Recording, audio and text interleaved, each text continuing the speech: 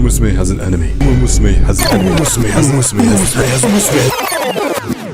Musume has an anime and it's peak. So if you forgot what happened in one of last videos, I recommend you watch it. But here's a quick rundown. Our main character, Special Week, will always become the best horse girl in Japan, transferred to Tarasen Academy. I don't know why I said it like that. She joins Team Speaker and meets the ghost Silent Sazuka, and they become best friends. After many wins and many losses, Special Week has formed bonds and promises. However, her journey was shaken after the ghost suffered a serious injury. But after a miraculous recovery and mental battles, Special Week and Silent Sazuka wished to race as rivals. Special Week had won the 4-10 show, and Sazuka had won a comeback race in the Open Special. And now, Special Week has the biggest race yet, the Japan Cup, against superstar Uma Cavendish. And that's what happened this season. And now we move over to Broye. God damn! Look at that fan service flashback. But I ain't complaining. She's training like she's from Baki because horse racing is that serious. And Broye's having a press conference and they ask her about Suzuka's comeback race. And even she admits that she was excited by it, but she wants to prove that she's the fastest horse girl in Japan and one up the go. Hell no! She doesn't even see Special Week as a threat. And now Special Week's mom is at the train station and she's lost. Wait, hold up. Ain't this the same thing that happened to Special Week on the first episode? Mother like daughter, as they say. Broye is making headlines while all of Team Speaker wants Special Week to win. This race is Special Week's make or break to achieve her goal of becoming the best horse girl in Japan.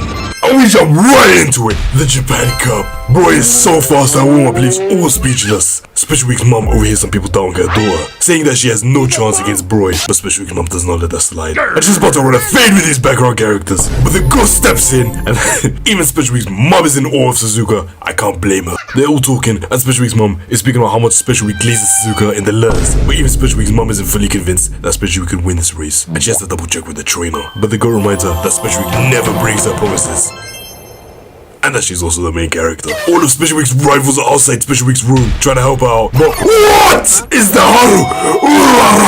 And she bought everyone souvenirs again. Why does she always race far away?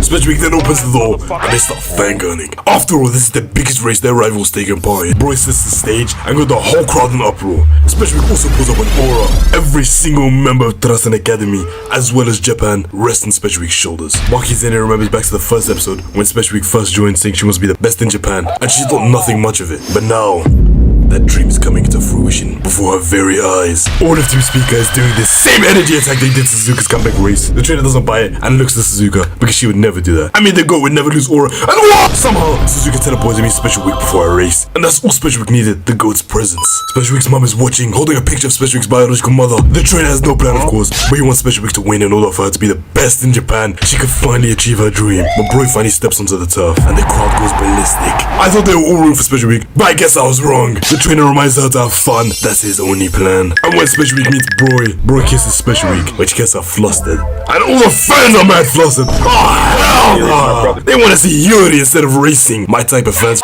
Special remembers the promise to be the best in Japan. She possesses no intention of failure. And the race starts and Special Week is towards the rear, as usual, with Broye behind her.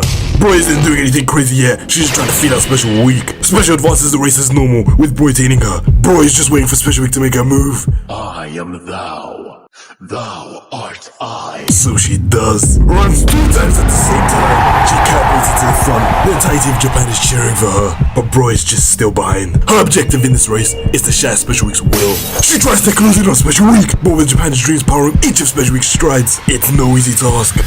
Heading into the 4th corner, Special Week is still up front, with Broye struggling to close the gap. Special Week surges again. Broye begins to close the gap, but Special Week powers through and crosses the lead. All of Tarasen Academy, Team Speaker, the trainers, the mother, Japan, all cheer with their souls for Special Week. The pride of Japan is on the line. Special Week starts to hone in until all she hears is silence.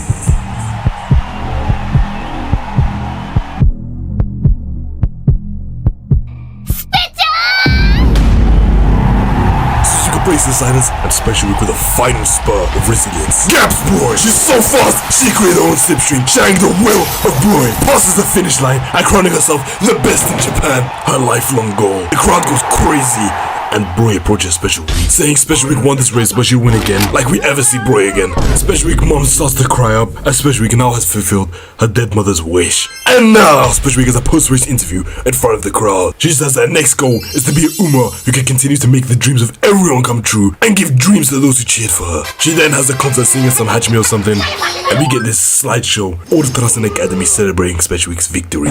It's so awesome! The ghost Sazuka says it's her turn to finish her promise. End of episode 12. Wait! We get a little preview of the future. It's the Winter Dream Trophy. It contains all of the best Umas, including Team Speaker and Team Marky. Now it's the next episode. Special Week is looking like a mother, and now she's writing once again to her own mom, saying after her bizarre win in the Japan Cup, she lost the Grass Wonder in the Makinen. The rest of Team Speaker have been on a winning streak, becoming a super team. Vodka and Daiwa have been winning due to their intensely passionate rivalry. Teo has now won and is now a double crown Uma, almost becoming a wholesome uncle like her dad, Rudolph. Whoa, I just realized she just spoiled all of season 2 in like 5 seconds. Special Week must be a Jujutsu Kaisen fan. Gold Chip and Midgeon McQueen have also won everything, as well as the Go, who won all of her G1 races. She then went over to America and now is coming back. Oh, look at my Go! She's so nonchalant. Special Week is happy that Sazuka came back to fulfill her promise to race together, but the girl apologizes, saying she's gonna win. Hell yeah! It's now some press conference, and we see all these horse girls dressed up so majestically. I'm sorry, Cygames and the Yakuza, but you can't stop me. They're all contenders for the Winter Dream Trophy, a race that is even watched outside of Japan. Oh, can they cap that fat ass? Is finessing that free buffet. Wait, she kinda looks like Cinderella in her dress, and her hair is grey. Maybe you could call her Cinderella grey. The trainer's in the balcony looking off when Marky comes over. He remembers his past when he was training these random Umas, and they gave up on him, and he was depressed at the time. But Goldchip was there. She was always there. He remembers how he liked members to start the Twink series. I mean, Twinkle series. And now he's here with his whole team racing at the top. He says it's because he saw Sazuka run, which gave him the dreams of making the best team. Tell me she's the GOAT. I already know. We get more flashbacks of Team Speaker's origins, and we see the trainer brewing up the most diabolical flyer, saying, "Get groovy with Team Speaker." Even Goldchip was disgusted. I mean, who's gonna look at that monstrosity and say it looks cool and join? Apparently Daiwa and Vodka. Special Week then joined, followed by Teo and McQueen. And now all the Umas are picking out their race numbers. Special Week is the number 13, which is the same as the one she got in the Japan Cup. And she calls out the Go in front of the press, saying she could beat her. Stop the cap. Acting like she didn't get put in a leash by Grass Wonder a few seconds ago. Now it's time for the Winter Dream Trophy. But I guess Cygames tells us to chill out because we see Team Speaker again. Special Week is with Sazuka pre-race. Teo is with Rudolph, saying she might start to cry when racing against Rudolph because Teo will smoke her. Vodka and Daiwa are going band for races they've won. Goldchip and McQueen are racing for the first time. NANI? Whoa! Is this Soul's Hex? Whoa. The trainer, of course, has no plan. All he says is to make sure to beat Team Marky's ass. They say whoever wins gets free food for a year. On the trainer's tab, of course. And they all huddle together. Team Speaker's walking out like they're the Power Rangers. Ogre Cap is speaking with her friends, and they say that if she wins, they'll buy her all the food she wants. And now I believe she's gonna win this race easily. The trainer's sad because he knows that there could only be one victor, which opposes his wish of wanting them all to take first. Suzuki takes the first bracket, of course. She may be called Silence, but she's the speed of sound. Special Week and Suzuka finally could race together. I am thou. Thou art I. There's so much stacked Umas in this race. No one is around them. All Umas are lined up. Then bam, the race starts. Suzuka of course takes the lead immediately, with Morusetsuki just following her behind. Rudolph is in the center with Special Week close behind. The second corner approaches, and the positions are somewhat the same. Goldchip is all the way at the back, but we all know she's a late surger. With 600 meters left, the trainer can't bear to watch. Suzuka then does the method, and runs 2 times at the same time. She strengthens her lead, but Morusetsuki and Naruto Brian are catching up. All Umas are catching up, and Special Week powers through to catch up with Suzuka at the front. Time slows down like Special Week has the world. And she's saying that she wants to run by Suzuka and beat her, as a way of thanking her for making her this fast and successful. Every Uma is in a great position. They're all running their best. The trainer starts to call all the names of Team Speaker, wanting each of them to win.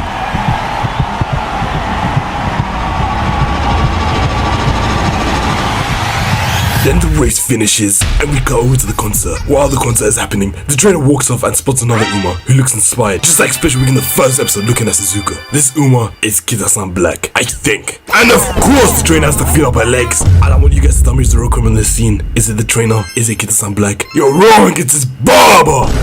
Look at that ass haircut! The trainer asks her what her dreams are, and then the episode ends. And that's the end of season 1. Truly absolute cinema. I can, no matter how hard I try, give justice to this anime. I hope you guys enjoyed this video and enjoyed this series. I may make a season 2, I might not, who knows. If you guys want more, let me know. I might take a break. Thank you guys all for the support, and most importantly, stay shiny, stay deadly.